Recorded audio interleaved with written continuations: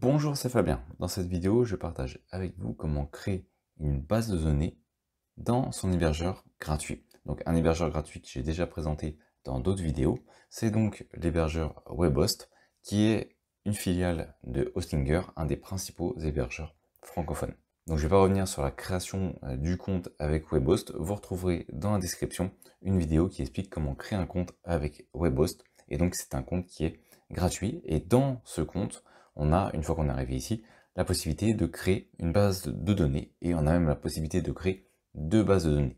Pendant que j'y pense, vous pouvez également être acteur des prochains sujets qui seront abordés sur la chaîne en répondant à un court sondage qui se trouve dans la description. Merci par avance à tous ceux qui me permettent d'améliorer le contenu de cette chaîne. Donc pour ça, je vais aller sur mes sites web, je vais aller sur gérer le site. C'est une base de données qui va être entièrement gratuite. Vous n'avez rien à payer et vous allez donc pouvoir l'utiliser comme vous le souhaitez. Donc je vais aller ici sur outils, je vais aller sur gestionnaire de base de données. Actuellement, j'ai une base de données qui est déjà utilisée. Pourquoi? Parce que j'ai fait une démonstration sur comment installer WordPress avec l'hébergeur gratuit Webhost. Et donc il me reste la place pour créer une nouvelle base de données. Donc je vais tout simplement aller ici sur nouvelle base de données. Je vais donner un nom à cette base de données. Je vais par exemple indiquer BDD test. Je vais donner un nom d'utilisateur. On va par exemple indiquer Numélion. Et le mot de passe, eh bien, je peux utiliser le mot de passe par défaut qui est proposé, et sinon je peux le modifier bien entendu comme je souhaite, ou utiliser un mot de passe aléatoire en cliquant ici. Une fois qu'on a donné le nom de la base de données, le nom de l'utilisateur qui va l'utiliser et le mot de passe associé à l'utilisateur pour qu'il puisse se connecter à la base de données, eh bien on n'a plus qu'à cliquer sur créer. Et on va juste patienter le temps qu'il crée donc cette fameuse base de données. Donc on peut voir que la création est en cours, donc on a juste à patienter. Ça va donc être une solution particulièrement utile si on souhaite créer ou tester des bases de données en ligne directement. Si on souhaite par exemple tester certaines choses sur un serveur, eh bien on va pouvoir le faire avec un hébergeur gratuit. Plutôt que d'avoir un hébergement à payer si on a des petits besoins, eh bien ça va pouvoir être notamment assez utile. Maintenant que notre base de données est prête, elle est ici.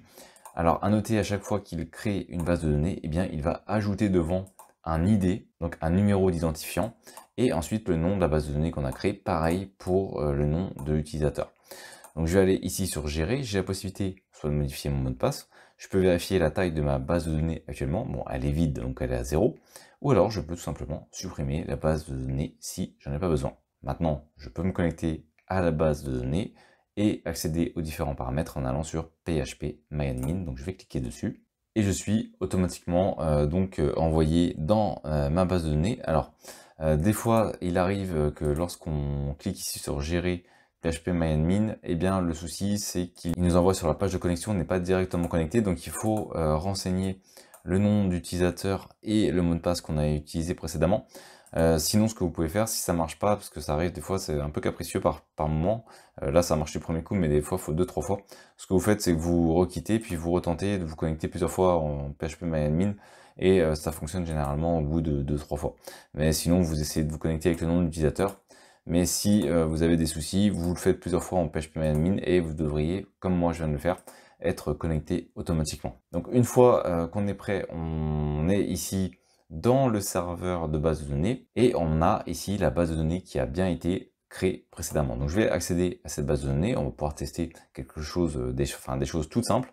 On peut par exemple créer une nouvelle table, on va le faire par la suite.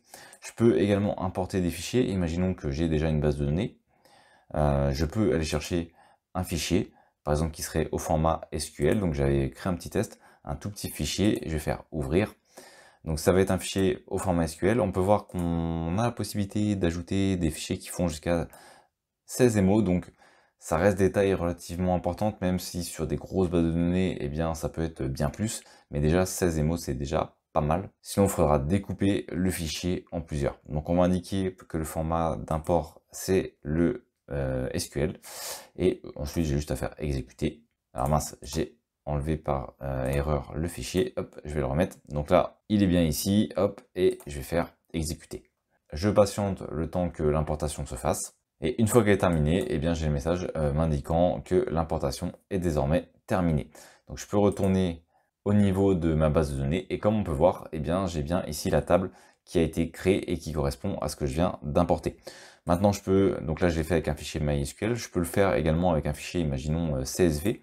Imaginons qu'on aurait un fichier CSV contenant nos clients, et bien ça va automatiquement créer la table pour nous. Donc là, j'ai un fichier client, je vais faire ouvrir. Au niveau de ce fichier, on peut voir qu'il est ici. C'est un format CSV. La colonne séparée, c'est du point virgule. Et je vais tout simplement faire exécuter. Voilà, donc l'importation est bien terminée. Il y a 126 lignes qui ont été importées. On peut voir que ça a créé une table qui s'appelle table 2. Et maintenant, hop, je vais retourner sur ma base de données. Donc notre base de données contient actuellement 2 tables. On a bien créé une base de données. Cette base de données contient actuellement 2 tables, puisqu'une base de données contient plusieurs tables. Et maintenant, on va créer tout simplement une table nous-mêmes à la main. Et il suffit pour ça d'aller ici sur Nouvelle table. Donc je vais faire Nouvelle table. Alors ici, en l'occurrence, le fichier précédent m'a créé une table qui s'appelle table 2. On peut bien entendu modifier le nom. On verra ça par la suite. Ensuite, là, ce que je vais faire, c'est que je vais créer une table. Donc on va lui donner le nom. Par exemple, hop, j'avais déjà fait un test, donc table test. Si j'ai pas assez ici de colonnes au niveau de ma table test, je peux bien entendu en ajouter. Et on va créer notre fameuse table. Donc on va indiquer ici, pour le premier élément, que ça va être l'ID, donc identifiant de la ligne. Ensuite, ça va être la première information, ça va être une date. Et la troisième information, on va dire que ça va être le nom. Ensuite, on va indiquer le type d'information que ça va être. Donc là, ça va être int, donc ça va être pour du format numérique, autrement dit des chiffres. Ici, ça va être un format date, et ici, ça va être un format varchar. Alors, on peut également utiliser le format texte. Personnellement, je préfère varchar. Après, ça dépend des conditions d'utilisation, mais si on veut faire simple, on va utiliser varchar. Ensuite, on va indiquer la taille qu'on souhaite donner à notre colonne. Ici, par exemple, si j'indique 10, eh bien, je vais pouvoir utiliser 10 caractères à chaque fois que je vais renseigner une information en termes d'identifiant. Donc, pour chaque identifiant, j'aurai droit à 10 caractères maximum. Donc, je peux augmenter ce chiffre, bien entendu. Plus on va augmenter ce chiffre, plus on va consommer de mémoire. Bon, après, c'est pas non plus avec les mémoires actuellement. On en a assez, mais tout dépend également du serveur qu'on va utiliser. Si on est sur un serveur, on n'a pas beaucoup de mémoire de disponible. En l'occurrence ici, on est sur un serveur gratuit, donc je pense pas qu'on ait beaucoup de mémoire de disponible. Donc on va essayer d'économiser au maximum. Si on peut essayer d'économiser là-dessus, eh bien on va le faire. Au niveau de la taille de la date, j'ai pas besoin de renseigner puisque ça va être automatique. Et au niveau ici du nom, on va indiquer par exemple qu'on souhaite avoir une taille maximum de 65 caractères. Une fois que j'ai renseigné ces paramètres, après il y a d'autres paramètres, mais les paramètres importants ça va être cela. Une fois que c'est fait, eh bien je vais tout simplement enregistrer et donc ça va me faire la création d'une table. Donc vous avez pu voir que c'est relativement simple de créer une base de données, puis ensuite on peut administrer cette base de données comme dans n'importe quel hébergeur payant. On a l'accès donc à PHP-MyAdmin et aux différentes fonctions de PHP-MyAdmin, et on va donc pouvoir commencer à créer ses propres tables et gérer sa base de données, par exemple pour créer une structure pour cette dernière. Merci d'avoir regardé cette vidéo. Si vous n'êtes pas abonné, j'espère que cette vidéo vous donnera envie de le faire en cliquant sur le bouton s'abonner et en activant les notifications pour ne manquer aucune des prochaines vidéos. De plus, vous trouverez dans la description un sondage pour déterminer les prochains sujets. À très vite pour une nouvelle vidéo.